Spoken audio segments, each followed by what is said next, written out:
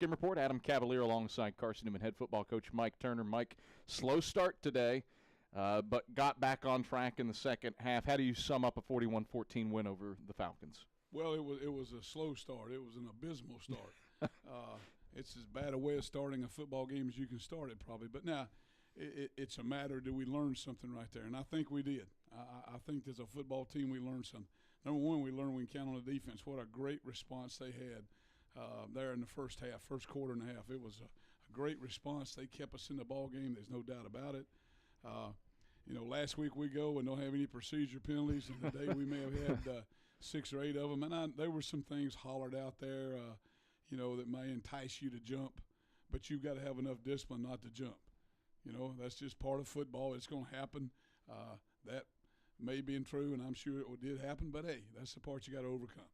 The other part of it is, we made some fundamental mistakes that, it's about being ready to play. And any time they come out and they're not ready to play, that's the head coach's fault. That's my fault. So we'll do a better job getting them prepared to start off a little faster. They want to start off faster, all right, but they're kids, and sometimes they don't know how to do that. And you've got to start in the warm-up that way. You got to build yourself at the locker room, and you come out here, you got to start fast to play fast. It is not a light switch fix. You got to build up to that. We want to be contenders, and we want to try to win a championship. We got to earn the right to do that. In the second half today, they earned the right to do that. So hopefully we can start earning the right to do that before we ever start, get the right preparation. How did you address that as the game went along? You alluded to it, 3 straight 3-and-outs to start the game, but you score every time you touch the football in the second half. How did you make that adjustment on the fly? Well, we just kept showing them that we had confidence in them, and there's a choice you make when you get like that. Now, you can go, poor old me, and this is going to be a bad day, or you can go, hey, I'm going to suck this thing up, and we're going to get it done like we're supposed to. We're going to keep our promise to ourselves. And they did do that. They did. Thank goodness they responded that way. Our coaches did a great job of keeping them involved and not letting anybody hang their hat, and those kind of things. So that's the most important thing I think of today, or the most proud I am to them, is how they handle the adversity. I'd rather learn early about how you put yourself in adverse conditions and know to fight your way out than to go down the road 7 or 8 games and then all of a sudden like, uh-oh, now we got something that's tough against us. Well, now we've done that. We've seen what we can do to ourselves. We tell them every week we're not playing so-and-so. It's not Carson-Newman versus somebody else. It's Carson-Newman versus Carson-Newman. That's not a cliche.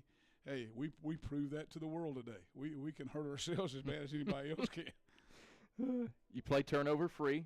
Right. Yet again, while the defense generates 2 turnovers. Absolutely. Jason Cook-Calhoun, defensive end, dropping into zone coverage and getting the pick. Exactly. What about the job of Larry Slade's defense as a whole today? They came out of there and they played assignments. They flew around. If you play up-tempo, offense and defense, it's hard for them to keep up with you. And, our kids on defense, they gave them different looks at different times. I think they gave them some problems there, and we were having a guy come free on a big play on a pass rush or something every time before there was from the outside or inside. And you watch those kids; they're so excited to make plays, man, and they get up and they celebrate together, and that's what it's about. Lived in the backfield a bit too. Saheem Stupart, 3 tackles for a loss, 5 sacks on the day. What was it that enabled you guys to generate that level of pressure? Well, it's just football. You're supposed to, on the offensive line, you're supposed to knock it back. That's how you win. On the defensive line, you're supposed to knock it back. That's how you win. It's all a matter about the line of scrimmage. Okay, it's a line of scrimmage. Somebody's going to win it and somebody's going to lose it. Antonio Wimbush limited today. How did his absence affect things? Well, obviously, when you don't have a guy like Wimbo out there who's a leader in himself, a great leader for our kids. He's one of those lighthouses. Mm-hmm. All right, he gives direction. Those kids may be getting a little weary-eyed or something. He's a guy that they focus in on. I was very, very proud of our kids on the sideline. They know who Antonio Wimbush is. They know what kind of player he is.